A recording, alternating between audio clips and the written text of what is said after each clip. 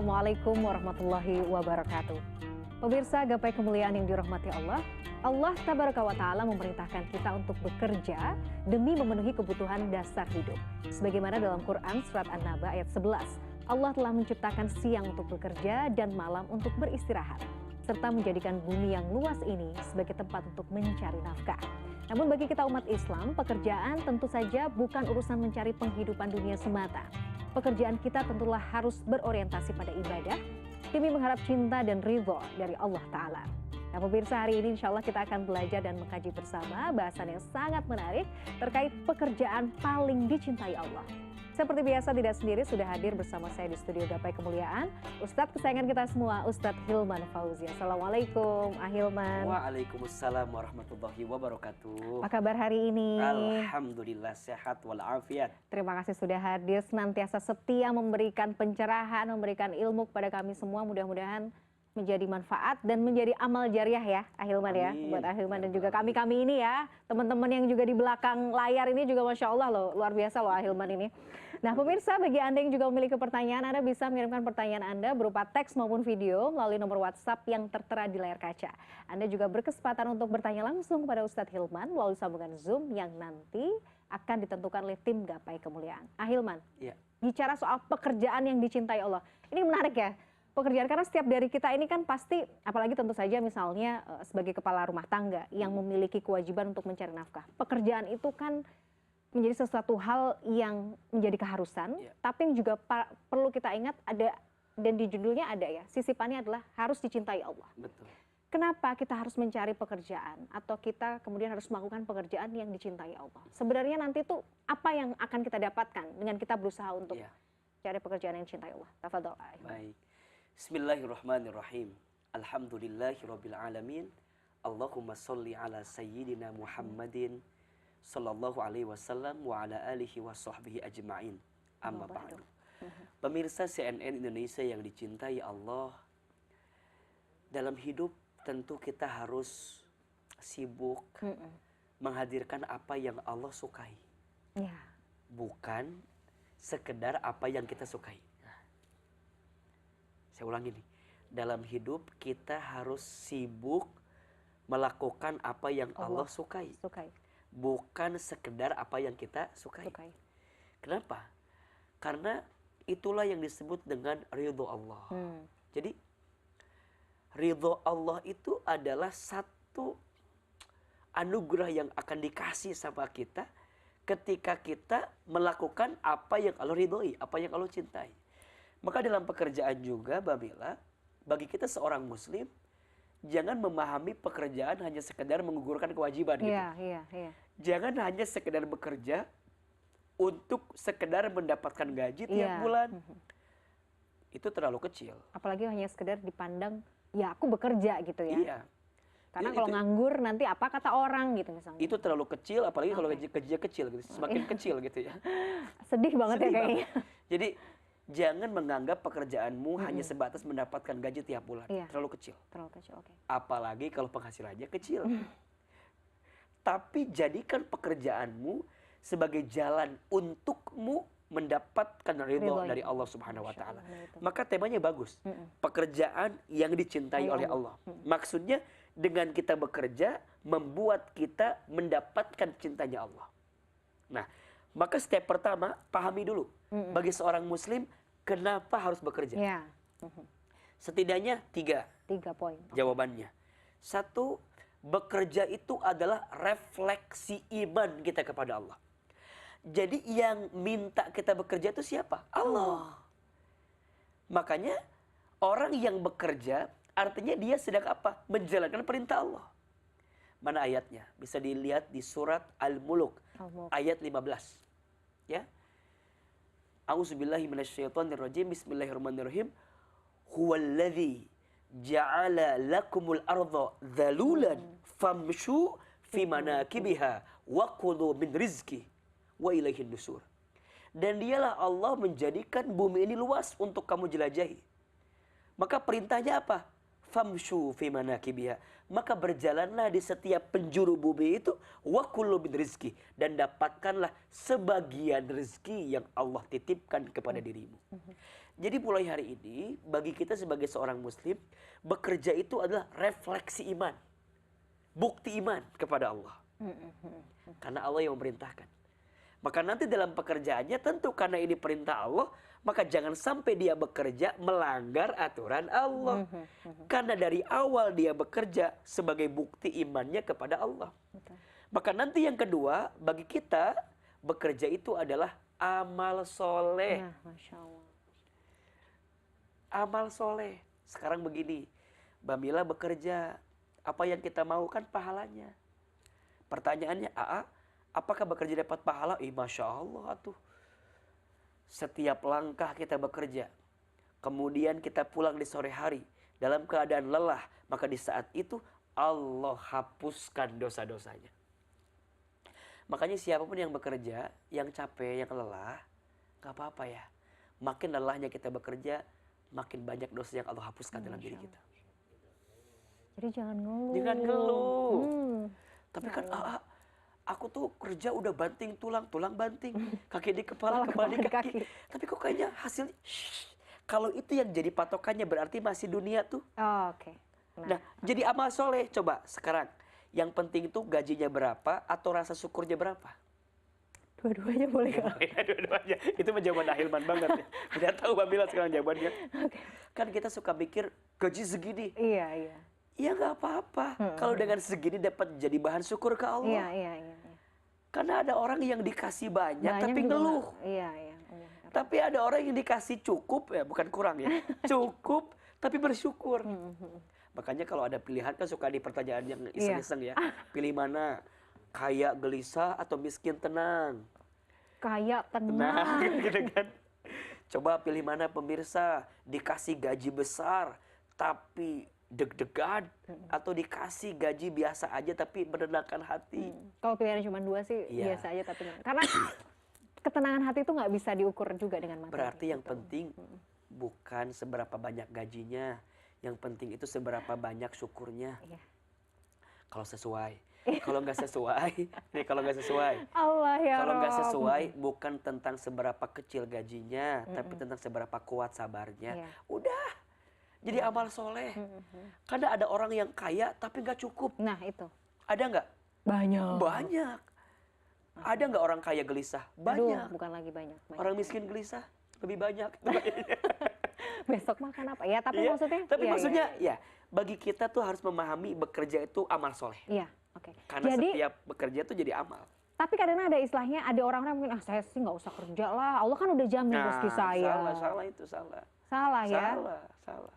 Pengangguran tuh juga nggak pas lah sebenarnya. Dia tidak membuktikan imannya ke Allah. Maka nanti yang ketiga, bekerja itu jihad fisabilillah. Nah itu dia.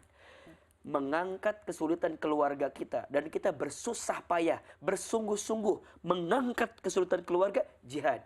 Maka wajar kalau ada orang yang bekerja untuk memberi nafkah kepada keluarganya sampai kemudian ajal menjemputnya, maka saat itu dia wafat dalam keadaan syahid di jalan Allah. Tapi bukan berarti cari mati ya. Biar syahid aku mah. Ya enggak juga. Ini jadi saking dia berjihad, saking sungguh-sungguh, maka dia mendapatkan pahala. Maka pahami 3. 1, bekerja itu bukti iman kepada Allah. 2, bekerja itu adalah amal soleh. 3, bekerja itu jihad fisabilillah. Sekarang ya, coba dari 3 ini mana yang bisa kita lakukan dalam satu pekerjaan? Hanya kerja.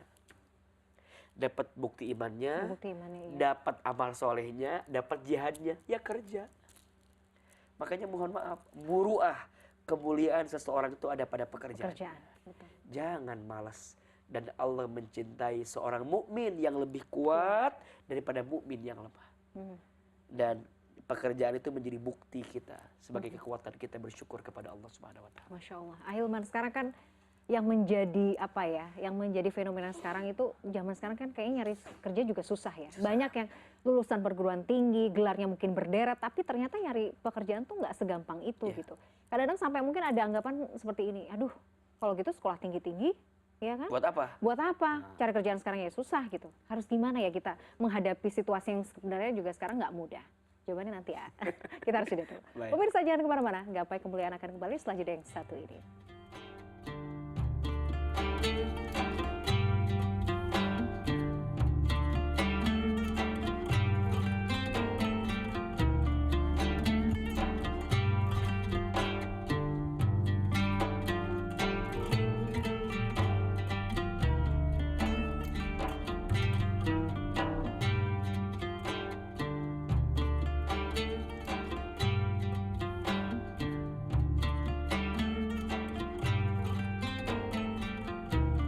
Pemirsa, terima kasih Anda masih menyaksikan Gapai Kemuliaan dalam episode Pekerjaan Paling Dicintai Allah. Ahilman, tadi pertanyaan yang sempat menggantung di segmen sebelumnya. Jadi misalnya sekarang kan kondisinya ternyata cari pekerjaan juga nggak mudah gitu ya. Bahkan mungkin yang gelarnya berderet, lulusan perguruan tinggi yang bagus, bonafit, tapi ternyata nggak segampang itu juga nyarinya. Nah, bagaimana ya kemudian kita harus menghadapi situasi yang seperti ini gitu? Iya, kadang begini. Pada satu hal yang belum sesuai dengan harapan kita, Allah sedang menitipkan pahala sabar sebenarnya untuk kita. Berarti boleh jadi ada dua persoalannya. Yang pertama, terlalu tinggi harapan kita yang tidak sesuai dengan apa yang menjadi kebutuhan kita. Dan yang kedua juga boleh jadi persoalannya adalah ya kita tidak mampu untuk ridho dan bersabar dengan apa yang bisa kita lakukan sekarang. Dan jangan memahami bahwa bekerja tuh harus ya gaji tinggi gitu ya, harus ya itu sebagai pencapaian silakan, tapi jangan dipatok gitu, maksudnya harus segini, kalau enggak saya nggak mau kerja. Kan barangkali ada beberapa alternatifnya gitu. Kalau ini nggak dapat ke sini, kalau ini nggak dapat ke sini, kalau ini nggak dapat ke sini. Boleh jadi kalimat yang tepat begini, bukan susah pekerjaannya, tapi susah mencari pekerjaan yang kita mau. Jadi kitanya yang terlalu tinggi men-set. Mungkin sambil berjalan kan nggak apa-apa. Mungkin kita belum dapat yang di sini, kita ambil dulu yang di sini sebagai bentuk pengalaman. Semoga nanti akan sampai pada di sini gitu, iya kan? Memang kan sekarang tuh jadi bahan gengsi ya. Betul. Kalau saya kerja di sini tuh ngerasa gimana? Apalagi aku lulusan begini, IPK segini, kalau nggak begini. Padahal ya mohon maaf, rezeki mah ada nggak diukur sama kerja di mana dan di apa dan jabatannya apa. Maka bedakan antara rezeki dengan gaji itu beda tuh. Nah, ya kan? Apa bedanya? Gaji terbatas, rezeki tidak terbatas. Gaji ada tanggal bulannya, rezeki tidak ada tanggal bulannya. Gaji ada selipnya, rezeki nggak ada selipnya. Sekarang yang Mbak Mila cari kalau bekerja, gaji apa rezeki? Rezeki. Dua-duanya dong jawabannya. Ya gaji juga. Masa nggak digaji Salah. juga? Salah. Jangan ya, tetap harus digaji ya. Iya. Tiba-tiba obat. Tapi kan gaji termasuk di dalamnya rezeki, Ahilman. Belum tentu. Oh. Belum tentu. Belum tentu. Ada tapi, orang, iya, okay. Kan gini, ada orang yang dapat gaji, nggak jadi rezeki. Ada nggak? Ada sih. Ada. Gajinya lewat, kemudian udah lewat lagi. Lewat aja. Cepet banget lewatnya. Kan bedanya apa? Kan pernah Ahilman sampaikan, rezeki itu apa? Kullun ma yuntaba'u bihi mimma abahahullah. Rezeki itu segala sesuatu yang bisa kita manfaatkan dalam hidup, yang diberikan oleh Allah ke dalam hidup kita, itu rezeki itu. Makanya tidak semua rezeki bentuknya gaji atau harta, tidak semua harta jadi rezeki. Ya. Ada orang yang ngumpulin duit terus banyak, tapi kok rasanya nggak dapat manfaatnya, malah capek mikirinnya, nggak bahagia, nggak tenang. Koruptor itu, coba saya mau tanya, koruptor tuh uangnya banyak? Wah, bukan lagi kan? Banyak. Ber-MM tapi misalnya. jadi rezeki nggak? Enggak, karena dia gelisah. Gelisah, takut ketahuan. Ketahuan, makin gelisah nggak? Makin gelisah. Ya masuk penjara. Malu. Jadi ujungnya setiap harta haram itu ya tidak jadi apa-apa. Nah itu yang tidak jadi rezeki. Tapi ada orang nggak punya, tapi ada rezekinya. Ada nggak? Ada. Contoh ya, ini contoh. Tetangga kami di Bogor misalnya, yang punya rumah tinggalnya di Jakarta, Mbak Bila. Yang punya rumah tinggalnya di Jakarta. Yang nempatin rumah siapa? Pembantunya. Pembantunya, mbaknya. Nah, ini pertanyaannya, ini rumah punya siapa? Majikannya. Punya majikannya. Tinggal di mana? Di Jakarta. Di Jakarta. Tapi ini rumah kira-kira rezekinya siapa? Pembantunya. Dia nggak punya rumah, tapi dia bisa menikmati nikmat dari rumah itu. Banyak orang yang sibuk mencari apa yang belum dia miliki, tapi dia lupa mensyukuri apa yang Allah berikan dalam hidupnya. Jadi sekarang, Ustaz, saya susah nyari kerja. Ya, mungkin susah nyari kerja yang kamu mau. Tapi begitu banyak di luaran kita yang bisa kita lakukan. Dan jangan matok ya. Maksudnya jangan, aku kalau gini gak kerja. Kan gak, sekarang ada jual beli online. Iya, sebenarnya peluangnya tuh banyak. Kadang-kadang memang kita, itu tadi karena gengsi. Iya, makanya kan ada doa tuh yang sering kita baca tiap pagi. Allahumma inni a'udzubika minal hammi wal hazan. Wa a'udzubika minal azzi wal kathal. Wa a'udzubika minal jubni wal bukhli. Wa a'udzubika min ghalabatid daini wa qahrir rijal. Kan gitu. Ya Allah, sesungguhnya aku berlindung dari kesedihan, dari kegelisahan. Aku berlindung dari kehinaan dan kemalasan. Aku berlindung dari lilitan hutang dan berserah kepada manusia. Dan aku berlindung ya Allah dari sifat pelit, sifat kikir. Tuh, jadi doa. Kadang-kadang balasnya itu yang menjadikan kita tidak mau bergerak. Betul. Makanya rubah dari mager, dari malas gerak, jadi mager mau gerak. Mau gerak. Gerak aja dulu, karena apa? Al-harokatu hiyal barokah. Setiap pergerakan itu pasti mendatangkan keberkahan. Makanya kalau sekarang ada orang yang gak gerak-gerak, suruh gerak, biar dia tuh dapat berkah. Dorong aja ya. Dorong aja. Keluar rumah dulu aja kalau harus keluar rumah. Kalau sekarang kan ada juga pekerjaan yang harus keluar rumah, Mbak Mila. Iya. Di rumah. Di rumah gitu kan, tapi waduh, dikiranya pakai babi ngepet gitu ya. Padahal mah kerja. Padahal mah kerja gitu ya. Justru itu yang smart people mungkin ya. Makanya gerak aja dulu. Karena Allah melihat setiap pergerakan yang kamu hadir. Oke, Masya Allah. Masya Allah. Ahilman, jadi sebenarnya itu tadi ya, kalau kita bicara soal pekerjaan yang Allah cintai itu, apapun pekerjaan yang halal, yang kemudian mendekatkan kita kepada Allah, itulah sebenarnya yang Allah cintai. Ada 3 syaratnya. Agar pekerjaan kita dicintai Allah. 1, lillah. Lillah. Bekerjanya harus karena Allah. Maka nanti dalam prosesnya dia amanah, dia jujur dan seterusnya. Yang kedua harus halal. Halal, oke. Ya, dan thayyib. Halal, ya, pastikan kamu tidak menzulimi orang lain. Pastikan kamu tidak mengambil sesuatu yang bukan haknya untuk kamu. Karena ingat, sedikit harta haram yang kamu makan akan menghambat kebaikan datang kepadamu. Bahkan di antara faktor kenapa doamu susah dikabulkan, karena masih ada harta haram yang kamu makan. 1, harus lillah karena Allah. 2, harus cari yang halal dan baik. Nah, dan yang ketiga, belajar bertawakal dengan pekerjaan kita. Jadi yang membuat kita itu dapat rezeki itu bukan karena pekerjaan kita, tapi karena Allah yang nitipin pekerjaan ke kita. Makanya barang siapa yang bertawakal kepada Allah dengan sebaik-baiknya tawakal, maka dia akan mendapatkan rezeki seperti seekor burung. Berangkat di pagi hari dalam keadaan perutnya kosong, pulang di sore hari dalam keadaan perutnya kenyang. Kuncinya apa? Tawakal. Belum pernah dengar ada burung lembur gitu, kayaknya nggak ada ya. Nggak ada.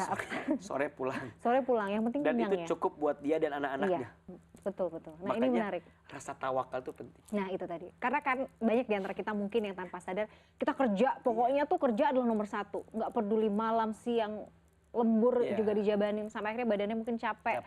Ada hal-hal yang lain yang luar biasa yang harus dikorbankan. Nah, itu harusnya bagaimana? Nanti kita bahas ya di segmen berikutnya. Pemirsa, jangan kemana-mana.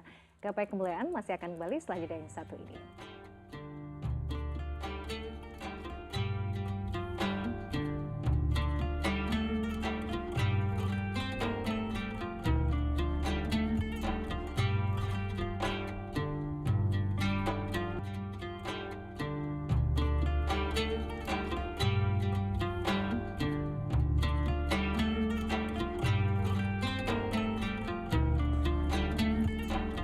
Pemirsa, Anda masih menyaksikan Gapai Kemuliaan dalam episode pekerjaan paling dicintai Allah. Ahilman, bicara soal burung tadi ya, ya kan, mencari makan ya semampunya aja gitu ya. Pagi berangkat, sore pulang, perut kenyang, cukup buat anak-anak gitu sebenarnya. Tapi kan kalau manusia beda ya, kita tuh punya mungkin gengsi, punya ingin pencapaian yang macam-macam, gaji besar, karir moncer, perusahaannya bagus segala macam. Tapi di sisi lain mungkin sampai lupa waktu gitu, terlalu workaholic gitu misalnya. Kalau kemudian jangan terlalu capek, loh ini kan sebenarnya juga bagian dari ikhtiar untuk menafkahi keluarga. Kalau uangnya banyak gitu ya, kita juga bisa membahagiakan keluarga. Nah, Iya. bagaimana? Menurut saya itu hal-hal yang lumrah ya, boleh-boleh saja. Tapi ingat, ada hak tubuhmu yang harus kamu perhatikan. Jangan sampai apa ya, keseriusan kamu, kesungguhan kamu yang kamu pahami harus seperti itu, malah menzolimi dirimu, menzolimi ibadahmu ke Allah, menzolimi tubuhmu, fisikmu, sehingga pada akhirnya kamu malah jadi sakit gitu kan, karena apa yang kamu lakukan gitu. Maka yang disebut dengan qanaah itu bukan menerima apa adanya gitu, bukan. Jadi qanaah itu merasa cukup dengan apa yang Allah beri dan terus berikhtiar mencari apa yang kita inginkan gitu. Jadi nggak sampai udah ngerasa aja, enggak, tapi tetap gitu. Tapi tahapan pertamanya ngerasa cukup dulu. Karena kalau nggak ngerasa cukup, kita jadi kurang terus gitu. Maka kita udah ngerasa cukup, kalaupun ada lebihnya itu bonusnya dari Allah Subhanahu wa taala. Dan ingat, memang dalam urusan dunia itu nggak ada habisnya. Tuh. Padahal kita tahu kullu man 'alaiha fan.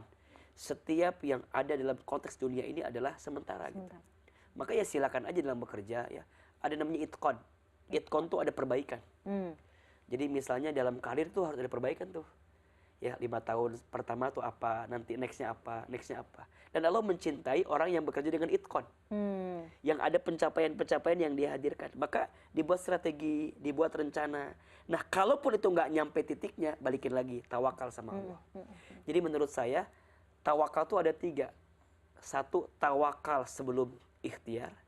2, tawakal ketika ikhtiar. Yang ketiga, tawakal setelah ikhtiar. Tawakal sebelum ikhtiar, doa. Tawakal ketika ikhtiar, cari yang halal. Berarti kalau ada orang yang nyari haram, berarti dia nggak tawakal saat ikhtiar.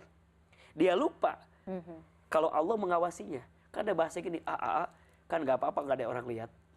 Kan nggak apa-apa orang nggak ada yang tahu. Iya, orang mungkin nggak tahu, tapi Allah tahu. Maka dalam bekerja kudu tawakal, memilah-milih mana yang baik saja. Nah nanti yang ketiga, tawakal setelah ikhtiar.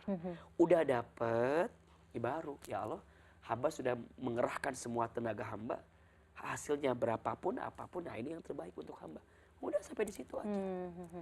Tapi bukan berarti kita jangan ngoyo.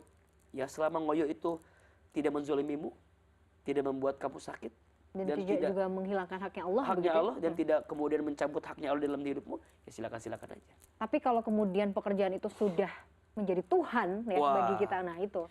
Makanya ada bahasa yang menurut saya keliru. Ada bahasa gini, kalau saya nggak kerja, saya nggak dapat rezeki. Nah, itu salah.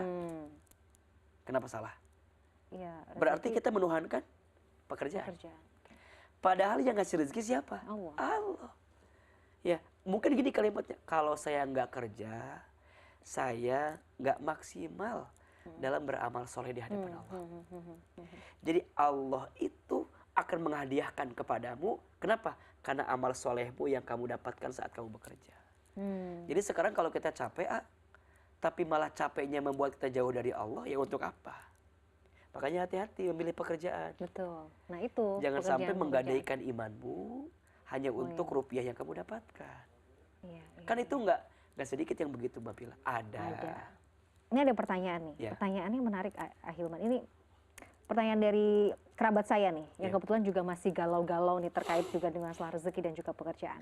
Sudah menikah nih pasangan, tapi mereka jarak jauh ya, long distance marriage gitu ya. Si perempuannya, si istri sebenarnya pengen kumpul dengan suami gitu ya, beda kota. Tapi takut karena kalau misalnya akhirnya kumpul sama suami, pekerjaan dia di ibu kota di Jakarta itu kan sudah bagus. Karirnya juga tampaknya juga akan bagus kalau misalnya tetap bekerja di Jakarta. Jadi masih galau, perlu pindah nggak ya gitu. Suaminya di mana? Suaminya di Bandung misalnya. Di kampung? Di kampung, dia mau pindah satu kota. Jadi yang bekerja malah istrinya? Dua-duanya bekerja sebenarnya, dua-duanya bekerja. Cuman kayaknya bagi istri ini untuk bisa pindah gitu ya. Sebenarnya pekerjaannya masih ada, cuman kadang-kadang aduh nanti kan kalau karir di Jakarta akan bagus. Jadi ukurannya lebih kepada bagaimana nanti karir, bagaimana mungkin nanti penghasilan gitu. Sebenarnya sudah diminta juga sama suami untuk udahlah pindahlah berdua gitu. Harus bagaimana? Ya memang jika pilihannya seperti itu, ya kita merujuk kepada keterangan ya bahwa seorang wanita itu adalah milik suaminya, apalagi setelah dia menikah. Ya. Jadi gimana Ustadz? Ya udah ikutin apa yang menjadi kemauan daripada suami. Dan ingat, suami, ketika engkau melepaskan istrimu dari pekerjaannya, berarti engkau siap untuk mencukupi kebutuhannya. Jangan kemudian ketika sudah nih, Ya, udahlah ya gitu ya, cari-cari sendiri karena saya lah juga gitu. merasakan pasti ada pertimbangan masing-masing. Iya. Mungkin dengan kebutuhan hidup, dengan segala hal yang mungkin dirasakan. Maka ketika seorang suami minta istrinya jangan bekerja, berarti suami punya tanggung jawab. Cukupkan dia dengan kebutuhannya. Maka setidaknya minimal nafkahnya dipahami, dipenuhi. Ada 5 kan? 5 nafkah yang harus suami berikan kepada istri itu. 1 sandang, 2 pangan, 3 papan, 4 keamanan, 5 ketenangan. Masya Allah, iya. Keamanan, ketenangan. Sandang pakaiannya, pangan makanannya, papan tempat tinggalnya, keamanan rasa aman ketika bersamanya, ketenangan, tenang ketika dia hidup dengannya. Makanya sekarang kalau ada istri yang, Ustaz aku tuh minta sama suami untuk tinggal sendiri nggak sama mertua, boleh nggak? Boleh. Misalnya, kenapa? Karena istri merasa nggak aman, merasa nggak tenang ada di sana. Maka itu nafkah, maka kita pindahkan. Ya terlepas, mau ngontrak, mau ngekos, ya silakan. Dan jangan khawatir soal rezeki ya. An-nikahu miftahu rizki. Nikah itu kunci rezeki. Dan yang saya rasakan Mamila, rezeki itu jika sudah Allah takdirkan untukmu, maka dia tidak akan pernah pergi darimu. Artinya apa? Waktu kita bekerja dua-duanya, gaji segitu gitu. Iya. Ketika satunya lepas, misalnya nggak kerja, segitu juga. Karena Allah mengirimkan rizkinya dia tuh dengan cara yang lain, mungkin lewat titipan ke saya, lewat titipan ke pasangan kita. Yang kadang mungkin dari kacamata manusia tuh kayak nggak cukup. Kayak kalkulator manusia tuh. Makanya simpel aja. Wa may yattaqillah yaj'al lahu makhraja. Barang siapa yang bertakwa kepada Allah, maka Allah akan tunjukkan jalan keluarnya. Wa yarzuqhu min haitsu la yahtasib. Dan Allah akan berikan rezeki dari jalan yang tak disangka-sangka. Jangan menggunakan logikamu untuk mengukur kekuasaan Allah. Nggak bisa. Kekuasaan Allah tuh kalkulatornya beda sama kita. Kalau kita makan 1 tambah 1 2. Kalau Allah enggak. Kadang bagi Allah bisa 12, bisa 100. Terserah Allah. Allah yang punya segalanya. Apalagi kalau tadi niatnya kita mungkin taat sama apalagi suami. Taat sama suami. Dan itu perintah Allah perintah gitu ya. Allah. Ahilman, ya. Jadi Allah akan cukupkan. Tapi ingat balik lagi. Memang ini harus ada kesiapan dari seorang suami juga. Ya khawatirnya kan suka ada begini. Coba dulu saya masih kerja. Nggak akan seperti ini kan suka begitu. Makanya jadi suami itu berat. Betul. Makanya jadi istri jangan membebani suamimu dengan banyak hal lagi. Karena tanggung jawabnya udah sangat berat. Ya minimal engkau bisa menjadikan keluargamu itu ya rasa cukup dalam ketenangan itu kan luar biasa. Iya. Hati yang tenang, rasa yang aman. Ya saya nggak tahu pasti ya. Apakah mungkin ya ada orang yang tenang kalau uang banyak. Bisa kan? Mungkin. Ada orang. Mungkin ada orang yang tenang kalau suaminya kerja, istrinya kerja, dua-duanya punya penghasilan mungkin. Tapi bagi sebagian orang lain mungkin ada yang mungkin nggak usah banyak, tapi bisa berkumpul, tenang, ya. Bisa bersama.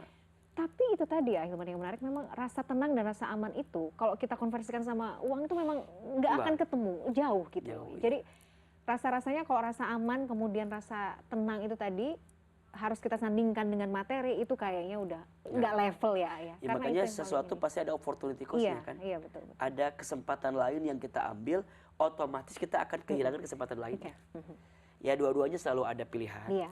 Tapi kalau mau memilih, pilihlah jalan yang mendekatkanmu dengan Allah. Nah itu deh. Udahlah patokannya. Jadi bukan apa yang kita mau, tapi kira-kira apa yang Allah mau ya. Dan apa yang membuat Allah tuh ridho sama kita. Kita punya mau, iya. Allah punya mau, iya. Kemauan siapa yang paling baik? Pasti Allah. Kita punya ingin, iya. Allah punya ingin, iya. Kira-kira keinginan siapa yang paling baik? Allah. Maka dalam bekerja pun gitu, Mbak. Jadi kalau kita cari kerja nih, kemudian ada ketemu kontrak kerjanya, pilih nih. Gitu gimana tuh? Pilih, ini ketika saya bekerja ini malah membuat saya jauh dari Allah, pada dekat sama Allah. Walaupun angka belakangan gitu. Contoh, nggak beli di depan. Kan contoh ada orang yang misalnya dengan bekerja banyak uangnya, gajinya oke. Tapi mohon maaf, ada yang mohon maaf tidak bisa sholat Jumat misalnya. Ini kan hal-hal yang mungkin sering kita temui gitu. Atau misal bagi seorang perempuan harus melepas hijabnya gitu. Itu kan juga pilihan yang harus membuat dia berpikir gitu. Makanya kejar aja apa yang Allah suka, nanti biar kemudian Allah akan berikan apa yang kamu suka juga gitu. Saya ingat Ahilman pernah bilang kok, jangan gadaikan akhiratmu untuk dunia. Iya. Gitu. Makanya dalam surat Al-Qasas ayat 70 itu kan disebutkan begitu. Wabtaghi fima ataqallahu darul akhirah wala tansa nasibaka minad dunya. Dan carilah keutamaan akhirat. Dan jangan lupakan dunia. Jadi yang kita kejar tuh akhiratnya. Dunia itu hanya pada pasan, ya jangan lupa aja gitu. Nanti ngikut kok. Nanti ngikut kok. Oke, Masya Allah. Sebuah closing yang sangat powerful. Ahilman, terima kasih banyak sudah berbagi ilmu, sharing pengalaman. Ini sangat-sangat menarik dan insya Allah sangat bermanfaat bagi kami semua. Amin, amin, amin. Pemirsa, usai sudah perjumpaan kita hari ini dalam program Gapai Kemuliaan. Semoga tausiah kali ini bisa menambah hasanah ilmu agama kita, menjadikannya bermanfaat, dan yang paling utama, menambah ketaatan kita kepada Allah Azza wa Jalla.